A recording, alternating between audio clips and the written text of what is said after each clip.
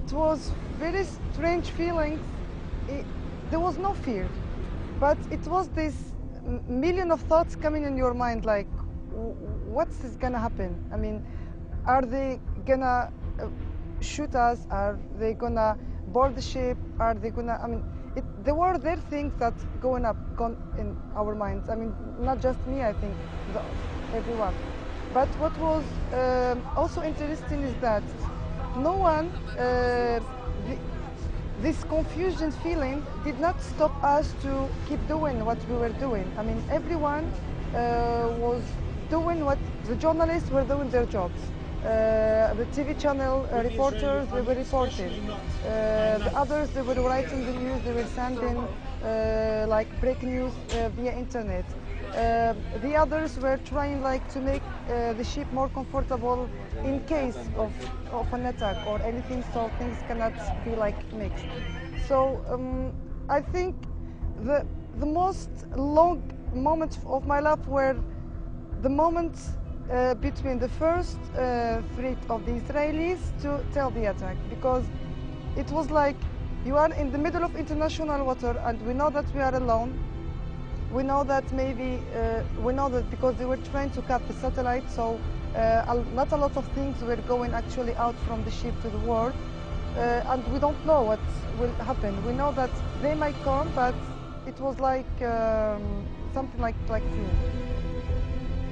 The attack came without prior warning, and I was very surprised because I thought that, judged from past experiences, that they should wait until we reached the territorial borders that they did not occupy, but they can control. And we expected also that they should tell us to return back or threatening us maybe by shooting in the water or something like that. But they didn't. They just came. Before the attack, they told all the girls to go into the girls' salon. And I was thinking, what can I do to get out of this place? Because for me, it is scarier not to know what's happening than to know. And then I was called out to give a statement in front of the live studio. And then I asked a doctor friend of mine, he's from Indonesia, and I said to him, do you have an assistant? Where is your post? And he said, my post is here in front of the Gaza Cafe. And I said, can I be your assistant, please? Tell me anything and I'll do it. And he said, okay, be my assistant. I was with a handful of other female passengers, was on the external decks because we were selected to take part in interviews.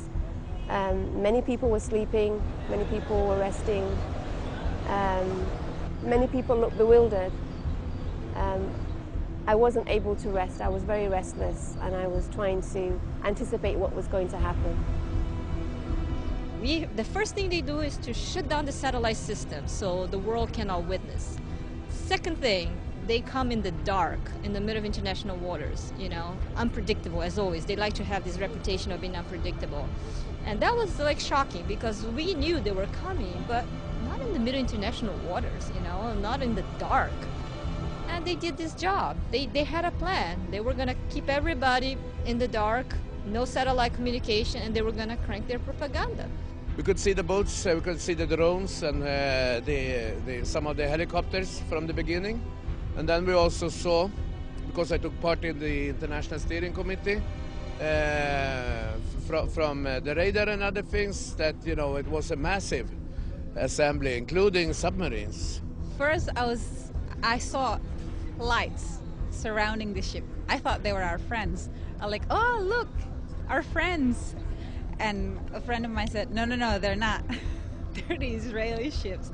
And I started to be aware that, something serious is going to happen, but I didn't know what. Scattered across all the decks, on every floor, monitoring every minute as it goes by.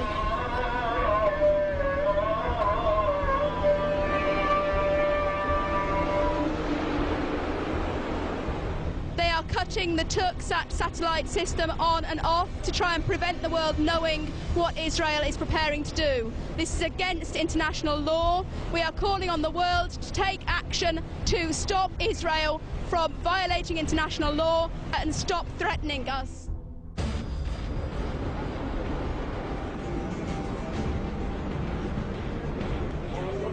Too early. Brass candy, yeah.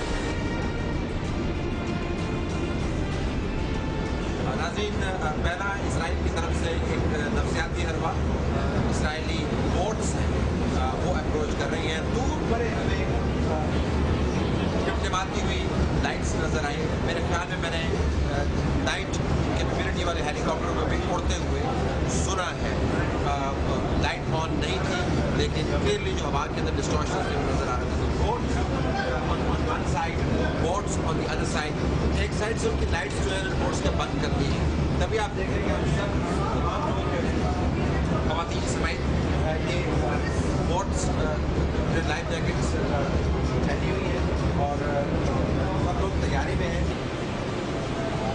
They have drones.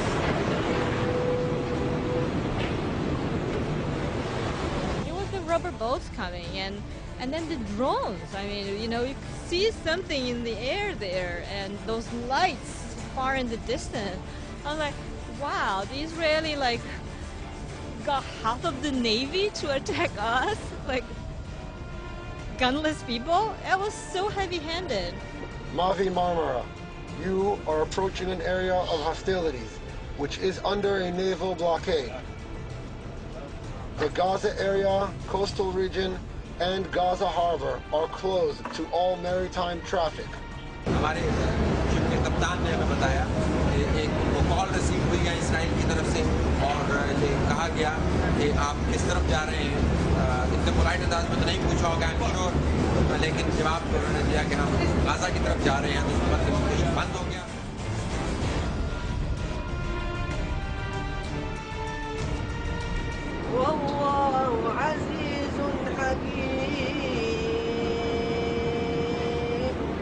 Allahu Akbar.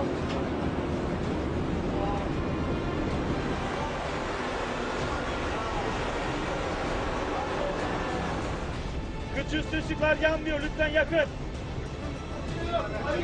Panik yok. Arkadaşlar sakin.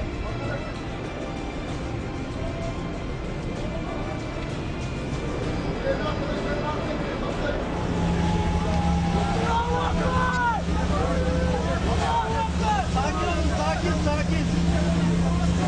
Gaz atacaklar, gaz bombası atacaklar.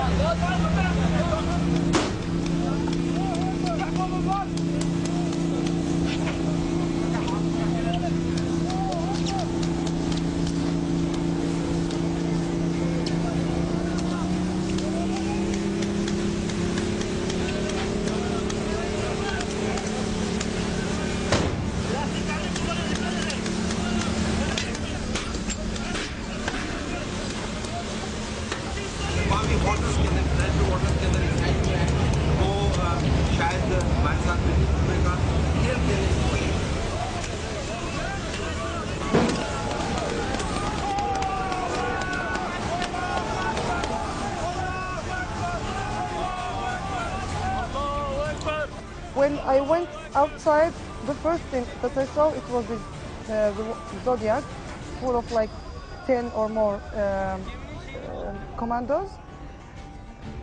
In a few minutes, it was like a nightmare for me. I mean, it's like, is this really happening? Because we never saw such thing. I mean, we just saw this in the movies.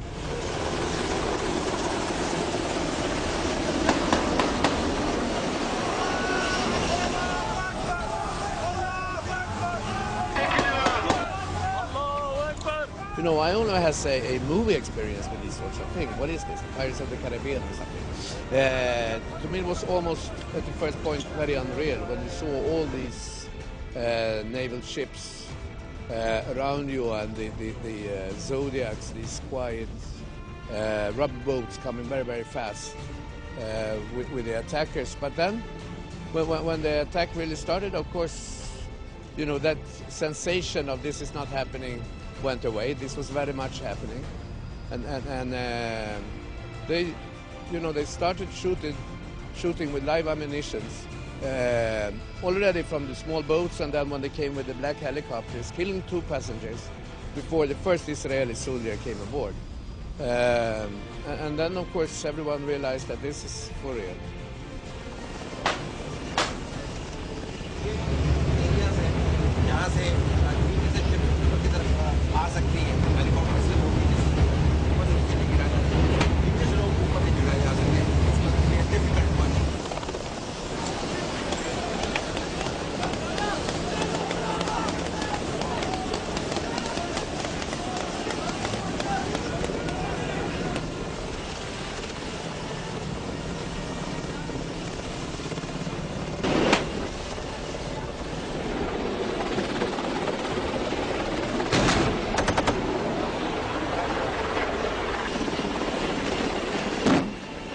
I was getting ready with Arif to pray Fajr, but then I heard a bomb.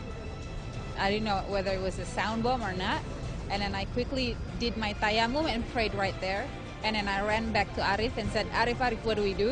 And then he said, stay here with me, and then we started taking off of 2 wounded people and 1 shahid.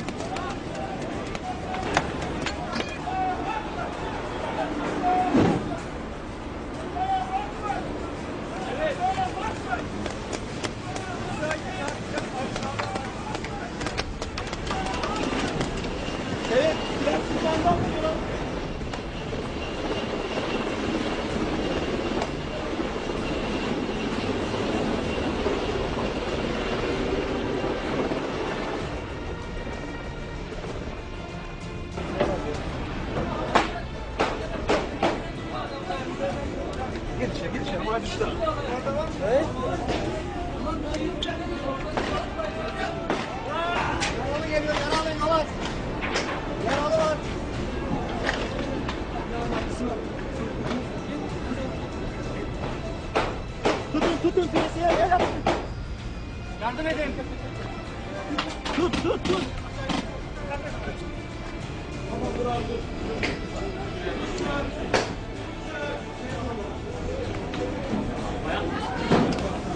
I saw people running from one place to another, and I didn't know what they were doing.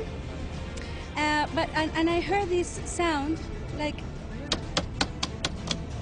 they keep doing it all the time, and they try to protect the boat in some way. I don't understand how, but they did that.